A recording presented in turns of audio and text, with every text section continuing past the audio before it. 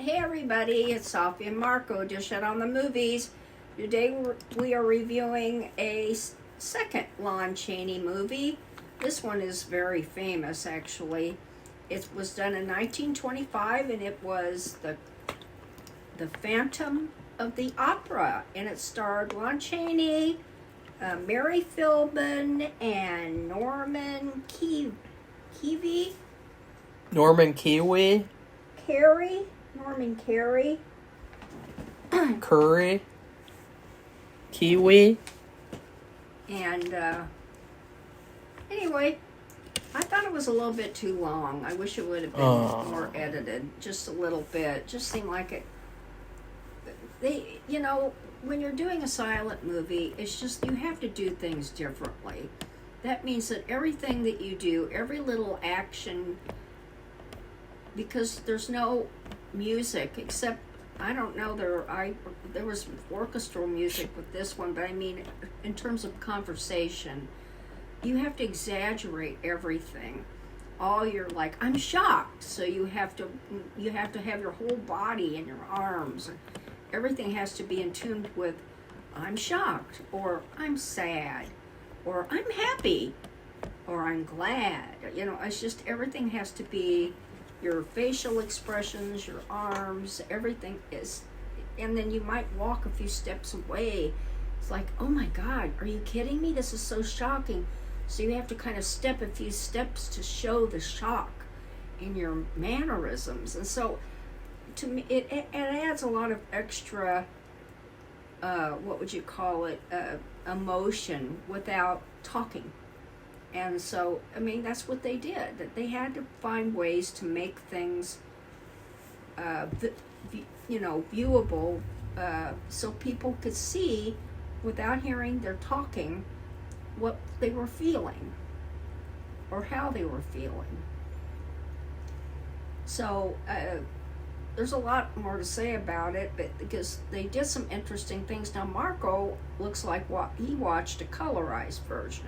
Yeah, I thought that it would be fine because, even the original version, Safi even said that, they're changing the colors all the time, and they'll have, tints. A scene in red, a scene in purple, green, yellow. No, there's no green and yellow. It was blue, red, and purple. Well, I thought, what the hell, I'd like to see the colorized version for fun.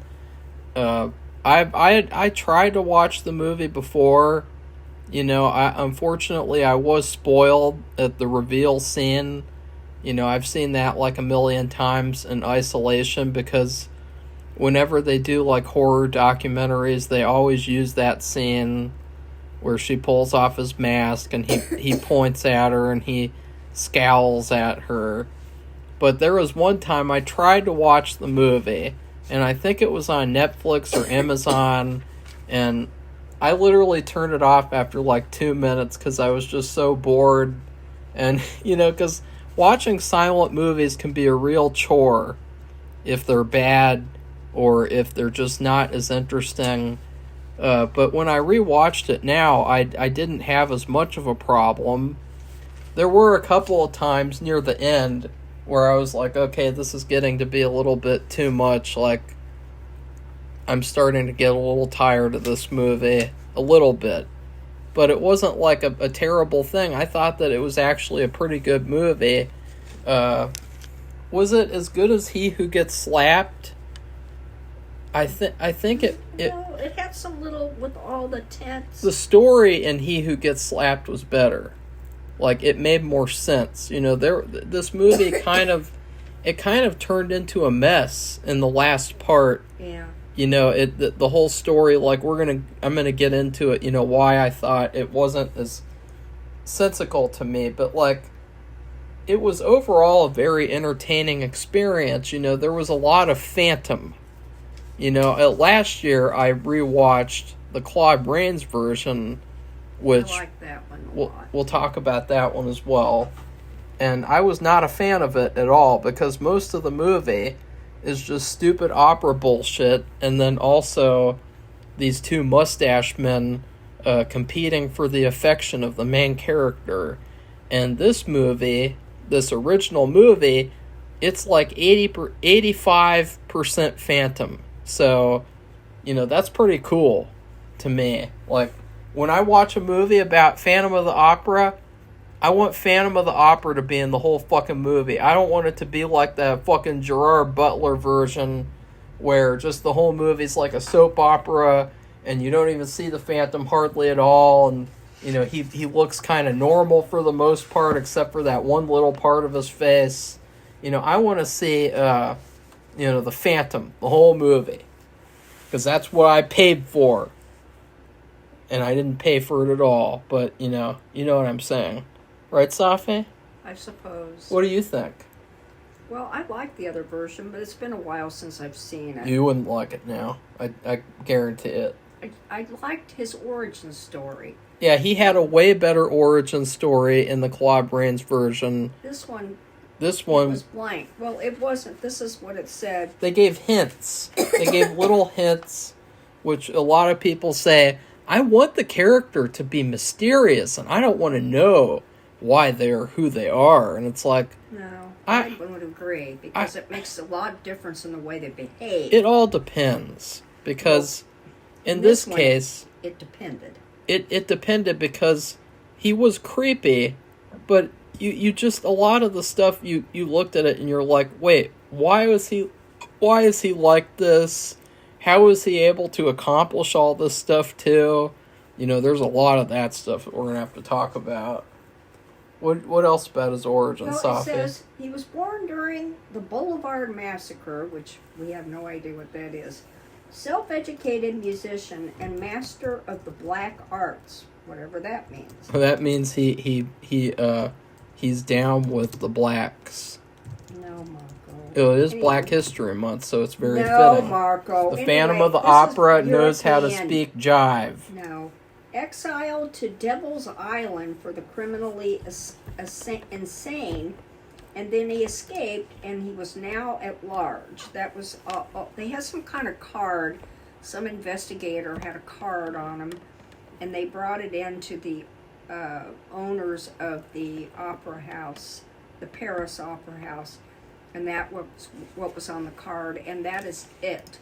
And he's been haunting the opera house, I guess, ever since, in all kinds of ways. So they don't know it's a real person, because they have no idea all the layers that that are underneath the Paris Opera House, all the levels. And there's a lake down there. Yeah, in fact, there's one point where they show this shot of like all these different layers at the same time, and to me it looked like a video game. Like, you could have easily made this movie into a video game back then for like the NES or something. And he had, now, for some reason they knew about he had a secret room, yeah, a living space way down below the opera house. And he could go to a level he had a breather tube. Yeah, that's something I wanted to mention. He had this really hilariously awkward breathing tube. But for that age, or for that year, maybe that was the latest thing. I don't know. He puts it in his mouth, and then he's somehow able to swim underwater really fast while having it's really, really awkward. Like, it's like, seriously? And another thing, because that's starting to talk about like the problems with his lair, because what I wondered was how the hell was he able to get all that stuff in there? Like, how is he able to get a horse down there? Well, that was I thought in the that bed, was a horse. In the bed, and all the sculptures and shit. Was there some sort of like a service that he purchased, like a special evil guy underground furniture mover person? I don't know, unless he built them. I don't think so. Build a horse. How did he build stuff down in the tunnels or whatever? Like, it's just, it's very, very over the top, and there's no explanation at all. It's just like, oh, he's secretly down here. It's really scary. He has, and there was one really weird thing where they kept focusing on his bed, and they kept focusing on like Christiane or Christine, Just whatever. Christine. Christine would look at his bed and go like, "Ah! Ah!" And it's like, why is she doing that? Like, she think he's gonna rape her or something? Yeah. Like, what's so scary? He has a bed. Like, why the fuck wouldn't he have a bed? He's got to sleep somewhere. Where else is he gonna sleep down there? Is he gonna sleep in the water with all the rats and shit? Or on the ground, that heavy stonework. Yeah. Like, oh, Comfortable, heavy stone. he has a bed. And then the police investigator, the secret police person, whatever the secret police is, it's not the KGB. It's a French secret police, so that means they suck even more than the KGB sucked. And him and then the main guy, Raoul, they come across his bed and they're like, oh no, he has a bed. Oh. And it's like, why are they so freaked out by this bed? Like, what is up with that? I don't know. That's what I'm saying. They have to add to the scene by these exaggerated motions. It's queer. Of their bodies. Now I was trying to see what his name was, the police guy. And what did he eat too? What did he eat? I don't know. I don't think I ever saw him eat. No, we never see him eat. We never see any like hints. Like in his lair, there's all this stuff of like he has the bed and he has an organ. How did he get the organ down there? Well, it was already set up down there for something because they have a torture room. Yeah. And the secret police guy knew about it. And there was some way, this is to where the color tints came into play, which I was really surprised about. I thought this was really creative. It was. The movie was very creative. They made the room start that the Phantom did by pressing some button or doing something where he made the room turn red. And then at that, they got real hot. And how do you know that? Because they started taking off their jackets and pulling at their ties. Where did the Phantom of the Opera go to the bathroom? I don't know, Marco. I don't care. And so It's a big deal, Safi. That was interesting too, because I'll just say what the other color tints were. I already did, but what they meant. The purple tint was where the Phantom hung out. So whenever you saw purple, you knew that the Phantom was there. Whenever you saw blue, it was kind of like in between, like you go from scene to scene. They're looking for somebody, they're looking for something. So it's kind of like an action type of tint. But this red it was the only time they used this red tint, and you could see them taking off and they were like, he said, if you don't commit to me, I'm going to kill them. And anyway, the men escaped the room because they found a trap. There were a lot of these too. I thought it was really cool. And I thought it was really cool the underground like lore and mythology of like there's an opera house that was built on top of torture chambers and stuff. And see, what I think is that we should have seen like some scenes in the past where you see people get tortured down there or something, and you see like, I don't know, like it just seemed like it was very cool. You know, they built these really cool looking sets. It was very, very gothic.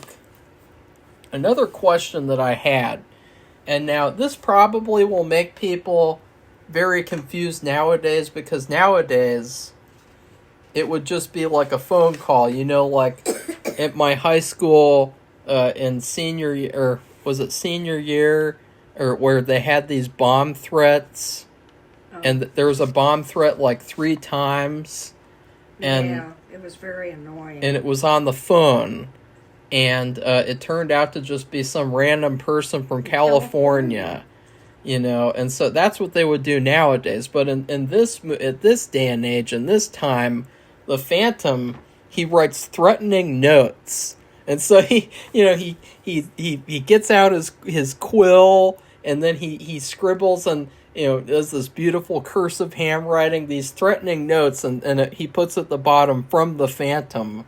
But how does he get the notes to the people?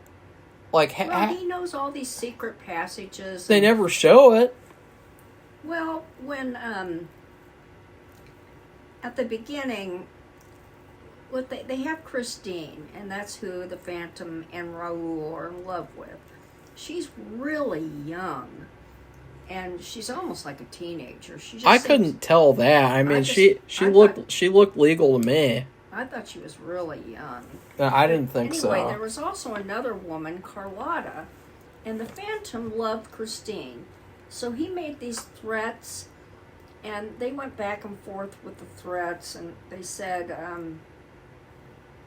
they would send them to Carlotta, and then Carlotta's mother would come in there. She was like a stage mother, and say, somebody's threatening us and saying that my daughter's going to be messed up if you let Christine sing her part.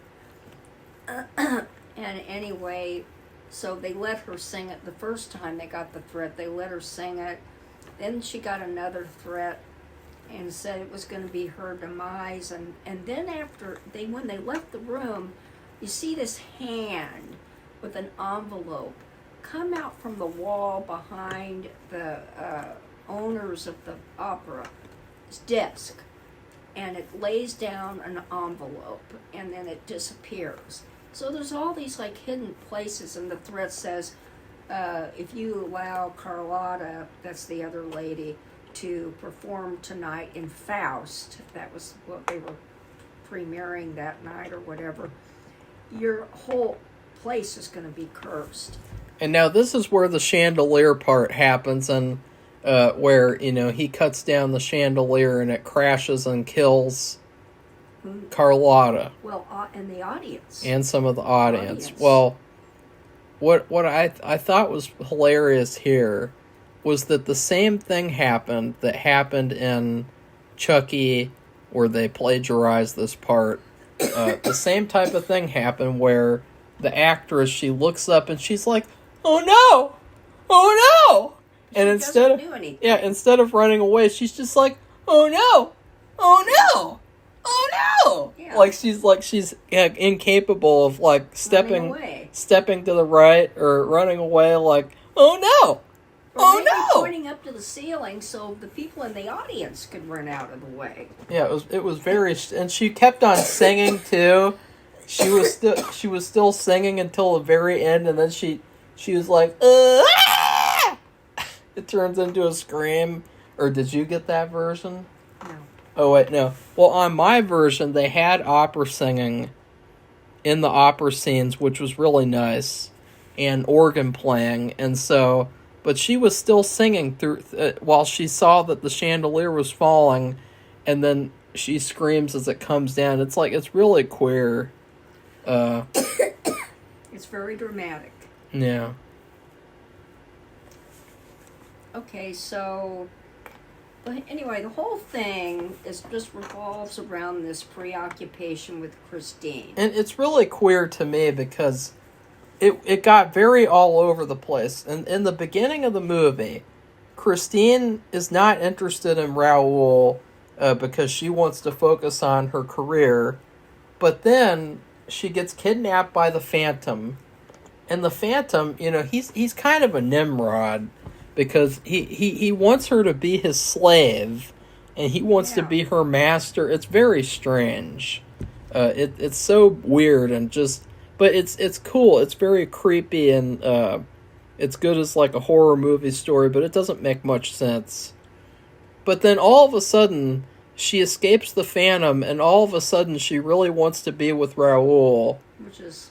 I didn't get that either. And she wants to leave the opera. It's like, what the fuck is up with that? Like, that was so random and out of nowhere that all of a sudden she's finally interested in having a romance. Well, the thing is, he asked her at the beginning. He said, now, when she got that first chance to sing, when they took Carlotta out because she had been threatened, it was the first threat. She got to sing, and then he came to her dressing room and says, now that you've had your dream come true, we can be together. And so he wanted her to stop, which I guess back then it was the thing to do. And anyway, but she, like Marco said, she didn't want to. No. She wasn't interested in him. She was interested in her career. Well, and in fact, at first, she was really interested in the Phantom. She was really like, and I thought that part was cool too, the way that she was like really interested in this character who's like clearly evil, and because it was like it set her apart from like these usual love interests who are like very like as soon as they see like a scary thing, they're like, "Ah!" But like she's really excited to go with the Phantom down to his lair, but then she's just kind of taken back by he has a mask and he has a gross face, and it's like, well, what do you think? He's the Phantom of the Opera. He's not the nice guy of the romance novel or something. Like he's a phantom. And that's why I talked about her age, and I'm wondering how old she was, because Raoul seemed about 20 years older than her. Yeah. And I didn't think they were right for each other anyway. No, they weren't. He wasn't a bad person. I'm not saying that. No, and in fact, I was glad because usually in these movies, I really hate like the love interest characters, like the guy who has the mustache. Like in the Claude Rains version, they make it so that the police person is interested in Christine and him. So it's like both of these guys with mustaches vying for the affection of this girl. And in this movie, it's just Raoul and the Phantom. But the Phantom, he's really, really weird. He's obsessed. He talks about himself in the third person, which is a huge red flag. We've heard that before. Who? Never mind. Oh, yourself? No. Well, Marco thinks that you have talked like about yourself in the third I don't person. think so. Well, Marco thinks that you're lying. Okay, keep going. Well, and so, he's weird, and it's like, I don't know, like, it just, like, what did he want? Like, he was such a, like, I guess he just wanted her to really love him so that he could be like, oh, well, at least somebody loves me. Yeah. And that's it. Like, but he didn't have any interest in, like, I don't know. It just was very, very strange character. That's where you come into the problem where they didn't fully develop the character. Yeah, they didn't. He was just bad guy. And he had the looks to go with it. And he scowls. Yeah. Yeah. And Safi, that guy, Lon Chaney did all this makeup himself. I know, he did an excellent Which, job. it's like, this is probably like the greatest horror movie makeup of all time. The Phantom. I think that it's the best makeup that anyone's ever done for any horror character. And it probably wasn't really complicated either. No, well, it was awkward. Like, they talked about how he like put fishing line in his nose, and like he stretched it out to where his nose was like that, and like really like uncomfortable things. But it he did such a good job. It's like nowadays, you know what they do? They put computer generation on it. Yeah. Yeah. So anyway, the whole thing revolves around her, Raoul, and the Phantom. And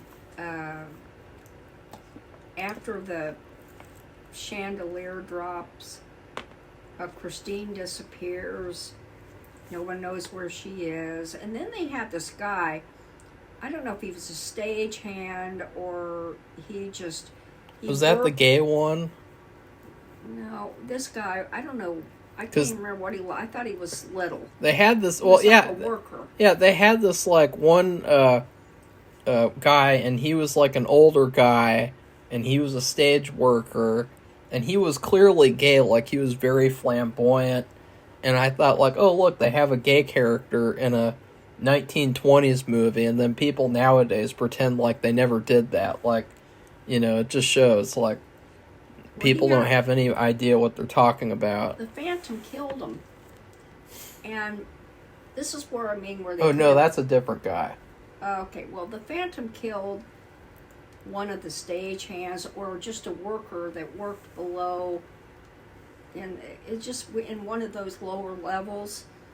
I don't know if he worked... I think he did, because was that the one that all the the ballerinas were around. Yeah, the Okay. older guy. Yeah. So he did work for the opera. I don't know what he did exactly, but anyway, he got killed. Well, his brother was very upset. So this is what I said it needed to be edited. There were 2 parts in the end that I think could have just been edited out. I guess they didn't need to. The one with the brother, he got all these people together and it was like a lynch mob. It was a mob, like all the classic monster movies. And they all had torches, which really looked cool. And this mob is scarier than the actual bad guy, Which too. is always the way it is with a mob. People. Anyway, but the other, just let me mention the other story. Ronald's other brother story. comes, and he's like the same size, maybe looks a little bit like him, because he's scared something's going to happen to his brother. And so he comes there and he looks all over for him, and he goes deeper and deeper in underneath the opera house. And of course, guess who hears him? The Phantom. And so he finds there's a little lake. This is the lake where the Phantom puts that breather on, and then he goes underneath and he goes to another level by use of swimming underneath the water. So anyway, he finds the comped guy, and I think he overturns his boat and drowns him. So there was no reason even for having all that with the brother. He didn't add anything to the story.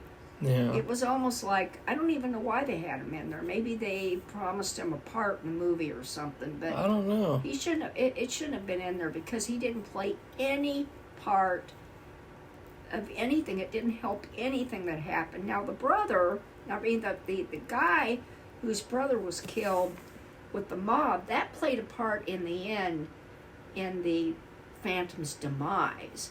It wasn't Raoul who killed him, or the secret police guy. It was this lynch mob. I'd like to talk about the secret police guy because I thought he was. At first, I thought he was the Phantom, and Yeah. he had a nice mask on yeah, to make him look normal. because like for 60% of the movie, Yeah, he's just standing around all the time like the Phantom, lurking around, making weird faces at people, and then he reveals to Raoul, "Hey, I'm the guy from a secret police, and I've been studying the Phantom for months conveniently. I can tell you a little bit about him, but not too much as to where it would actually be telling a story about a character. And you know, we can go on adventures together and have a bromance." But what I thought was stupid was, okay, if you're the secret police and you know where the Phantom is, and you know that he's a real guy who's got all this shit, and he's going up and down all these layers all the time, he killing people, why don't you go down there with your little secret police department and get him out? It's just one guy. Yeah. It's ridiculous. Like, I've been studying the Phantom for months. Like, I guess it really wasn't worth it because, you know, he wasn't even the one who kills him. You know, like, he's such a weak character, that secret police guy. Yeah, and when I found out, when he said he was secret police, I'm going like, huh? And when that woman gets killed by the chandelier, why didn't he go up on stage and get her out of the way and, like, save her? Like, no, he just lets her get killed because He had to remain a secret. he's got to keep studying the Phantom.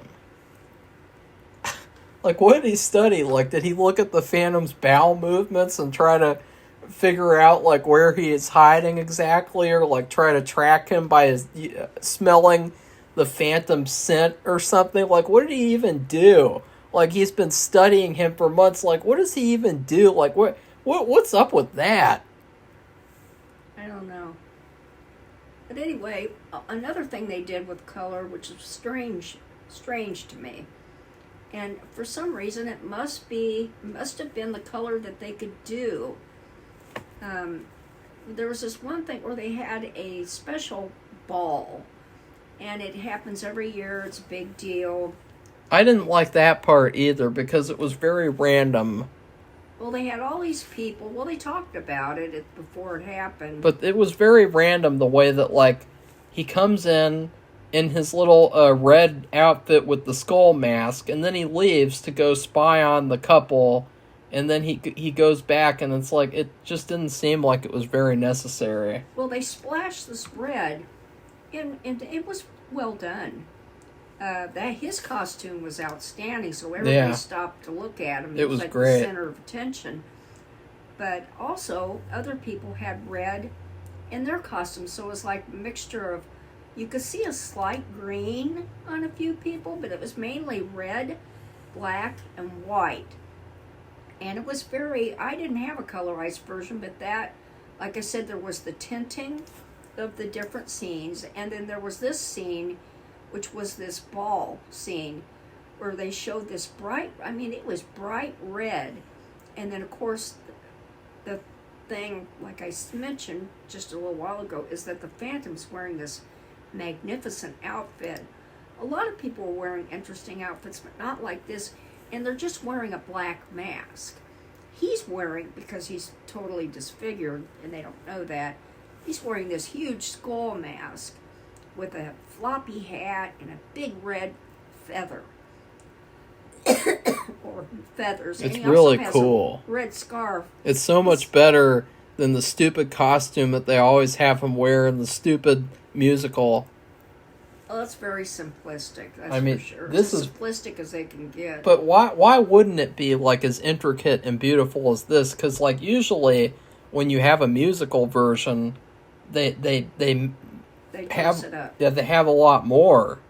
Well, My Fair Lady is a great example. But then with Phantom's musical, it's just like, oh, he's got a little tiny mask on his face, and he just looks like a normal guy other than that. Yeah. He's talking about the new modern Phantom. The musical, the shitty musical. Yeah, movies. So anyway, I thought that was very, very colorful and interesting, even though you could tell they're limited. Yeah. But you could see a little bit of green. Some people were in green, but it was not very much. It was mainly just, like I said, red, black, and white. A mixture. And then, of course, the Phantoms was really basically almost all red, which made him stand up from everybody else, which is rightly so since he's the main character. He was the only good character, I would say, because he was the most... Well, actually, he wasn't the most developed, but he was the most interesting character. There was no other character who was, interesting like him. Not at all. You know, you really didn't care about Christine and the fact that, oh, should she be in the opera? Or should she go make baby? I don't know. I don't really give a fuck. I care about the Phantom and his fucked up face. Right, Safi? I guess so. And I would say, too... it was really unfortunate because at the end, I was like, I'm not really rooting for the Phantom, but I'm not really rooting for this dipshit mob either. And then they just take the Phantom and they confront him and they throw him in the water and he dies. And that's how it ends. And it's a very abrupt ending. But the movie was dragging on so long that I was kind of thankful that it ended so fast. Well, you knew that's where it was headed. It's just, the thing is, they had to go down so many different levels. And the brother, the one who led the mob, he had figured out what room. I thought that was so interesting. We have a secret police guy and this brother who magically found a room that's like 3 or 4 or 5 or 6 levels down underneath the opera house. It seemed like it was very easy. So Nobody else could find it, but yeah, they could. Why couldn't anyone else just go down there and fuck them up? There was also some kind of weird alarm system it was right by the area where he would keep his breather stored, which was on the wall, like on a support, like a shelving unit or something. And he put the breather there, but to the left of it on the wall was this weird alarm system that if somebody came near to where that lake was, in fact, Marco's showing it. I don't even know. It would say red alert. It would just Safi? It would just ding. ding, ding, ding, and he'd say, "Oh, we have a visitor." And then he's like, "Oh, the visitors are gone." Which, here comes this mob that he has no idea is coming. There was just another thing too. I talked about it. They had all these trap doors in the floors of everything, and in fact, when the police investigator and Raul were in that hot room, they found that a trap door into a room below. Well, this room below would flood, and she has to make this choice, which is weird. I didn't know if they were alive or what. Is these giant well, no, wait. One's one thing and one's another. Well, I thought that this was the best scene of the movie because it was so random and it was so much like a video game. He opens up this treasure chest and he's got a scorpion and a grasshopper, and he says, if you turn the scorpion, then you will say yes to me and you will marry me and spare the two men in there that I am killing right now. But if you turn the grasshopper, then the whole opera house is going to explode, including us. And it's just so funny because he steps back and he leans against the wall, and just the faces that he makes reacting is just really, really funny because he sees that she's almost going to turn the grasshopper, and he's like, "Oh, shit!" Ooh. And I thought it would have been really funny to see, instead of the mob being the mob, it would have been really funny to see them take the Phantom of the Opera to court and just to see his facial expressions like throughout the courtroom trial, like with all these other trials, like the OJ trial and the Johnny Depp trial. Like, it'd be really funny to see the Phantom of the Opera trial where he's making all these faces. Now, you have to think, these two insects, they're not little insects. They're like 1.5 feet long a piece. They're like replicas. And where did those come from? I have no idea. And how is one of them connected to a bomb that is so big and so powerful it can blow up the opera house? Like, what's up with that? How did he build that? And just to also, I think it was left there because of the revolution. The two men, the Raul and the secret police, when they drop down in this lower room, in the room are big barrels, and the cop, or I don't know, it doesn't matter which one, they figure out there's gunpowder in the barrels, so that's why it would blow up, because of those big barrels of gunpowder down there. In fact, instead of, I want to see a movie where the Phantom of the Opera is on The Bachelor, and you have all these women, and they have to compete for his affection, and that'd be really funny. So Wouldn't that, Safi? I guess. So when she turns the scorpion, I mean, these are like rubber insects that are 1.5 feet long. When she turns it, that room where the two men are, it starts flooding, and they're drowning. And so she wants to save them and go. She said, "I'll do anything. I'll go with you, and please save them." So he opens another trap door that's in the room they're in, and they're right below there, and they're just about to drown.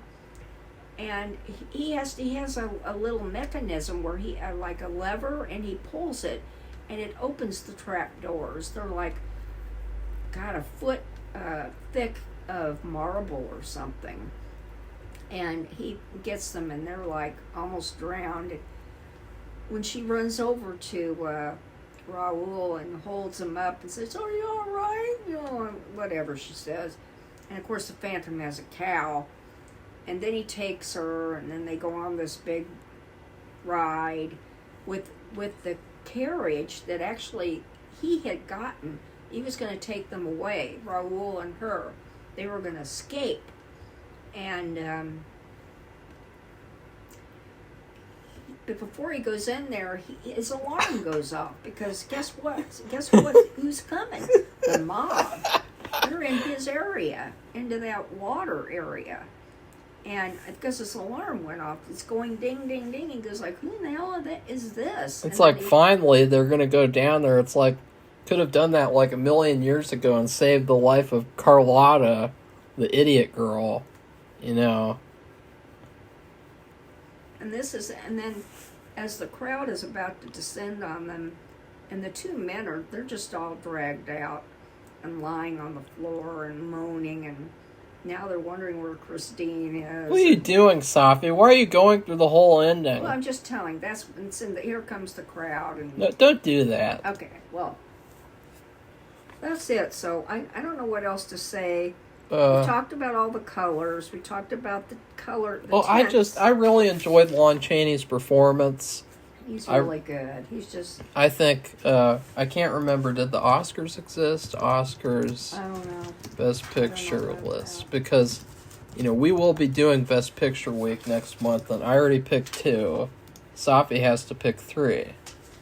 But I'm going to check, because if they had it... Oh, no, they didn't yet, I believe. So, well, that's unfortunate. Well, I would say it's very unfortunate because... if they had the Oscars, I really think that Lon Chaney easily should have won for playing the Phantom. Yeah. I mean, his performance, it's extremely impressive, and it's extremely good. The only question that I would have is, if he was able to do a talking version of it, would it be as good? Like, would his voice... still be as good, because the voice is very important, as you see with like Bela Lugosi playing Dracula versus Christopher Lee playing Dracula. The voice is very important. So how would his voice improve or lessen the character? Okay, another thing I just wanted to point out was when the secret police guy and Raoul go off looking for the Phantom. They do this really funny thing. First, they have to go through the mirror. The mirror has a secret door, and that's where the Phantoms took her, by going through the mirror. Well, anyway, the secret police guy figured the mirror out.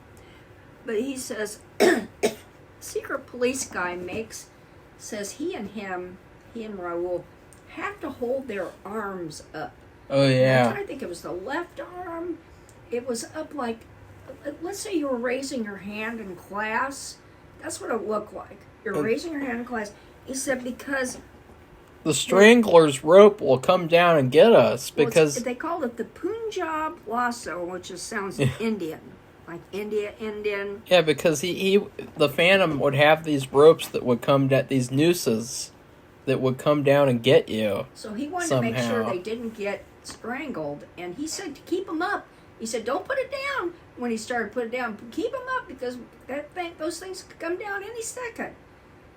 I'm like, I didn't know what the hell he was talking about. They really? Looked goofy. What do you mean? They showed a noose later on. They showed in that, what room was that? That mirror room. There was nooses in there. Oh. That guy who the Phantom killed because he discovered his trap door. He got killed. He got killed by a noose, so, Well, see, when you don't watch it in color, too, it's really dark a lot of the time. So I didn't see him, but it would just look goofy. They're running down the hallway of these hallways and these different routes with their arms up like they were raising their hand in class. Yeah. It was just funny looking to me. I thought it was funny. It was very funny looking, but it was cool because... It wasn't as easy to defeat him, whereas I think in the musical version it's like really easy for them to just walk in and defeat him with their stupid swords. Yeah. Whereas in this version they actually have to do some work to defeat him. Oh yeah. So Safi, what would you rate the Phantom of the Opera in terms of food? Well, you go to these fast food places. Like Wendy's, for example, is a really big example of this. And they like to add about 50 different things to the burger. Which I'm kind? And I'll just make up, because I'm not sure. I think they do this, but I'm not sure because I never ordered. It's just too much. I just like my burgers pretty simple, and I usually don't order. I did the other day, and I regretted. I don't really order burgers out. I just don't like them. But anyway, let's say you have a Wendy's burger, and they put bacon on it, and then all the toppings, tomatoes and lettuce and pickles and onions, and then they put that cheese sauce, that spicy, not maybe chipotle or They have multiple queso Oh, sauce, and then they put, and then that's it, and cheese. I don't know, just maybe even a regular slice of cheese, and it's just be too much, and that's what I thought with all those extra things that they did. I thought it was too much, and if they just taken that out, made it a little bit more simple, and also if they could have done more with this backstory to explain the way he looked, they wouldn't even have had to do a lot. I much prefer. I wish that the Claude Rains version would have been like this, because I much preferred that backstory in that movie. Yeah, that was very understandable. It was another case, well, it wasn't for real, but it looked like somebody stealing somebody else's work. And so he had to get his revenge. So, the Phantom in that version. What about you? Sorry. Well, and you're missing the part where in that version, even before he became the Phantom, he was in love with Christine, and he was using his entire fortune to pay for her lessons, her singing lessons. And so, like, he was a fully formed character. He was so much better than in the Lon Chaney movie, even though the Lon Chaney one is very good as well. And so I'm going to give it something that I just had yesterday for the first time. We went to Dollar General to get a vegetable for our dish last night. And I decided to get a candy bar because I'm doing a survey where you eat a piece of candy every day for like 5 days. And I decided to get a Zagnut bar, which I've never had before, and I'd never heard of it before either. And I split it in half, and I thought it was actually surprisingly good. And Safi can say too. Yeah, it was good. It was like coconut and peanut butter, and it was kind of like a cross between a Butterfinger and something else, because like instead of being all dried out on the inside, it was actually really creamy, and there was like peanut brittle at the same time. So it was very, very delicious, I thought. And so the Zagnut bar, I would say, is the same as this movie, where although this movie is not a Reese's peanut butter cup, it's not a Hershey's bar, it's not a Milky Way, it's still pretty good. Just like the movie's still pretty good. Okay. So, how many more movies are we going to do? 3. Okay, so we'll be doing 3 more Lon Chaney movies, which more than likely are silent. Well, one of them actually is the movie about his life, which has Jimmy Cagney playing him. Oh, really? Interesting. Yeah. Okay. I'm trying to think if Jimmy Cagney knew him. I don't know. When he died, like I said, there was they had a ton of people go to the funeral and just carry his casket, which is a pallbearer. And because he was so popular and so well respected and well liked, and I'm wondering if Jimmy Cagney maybe was there, or maybe he was too young. I don't know. It's hard to say. But anyway, so that's it. So if you like this video, give it a thumbs up and become one of our subscribers so you can add to the conversation. And we'll see you soon. Goodbye. Bye.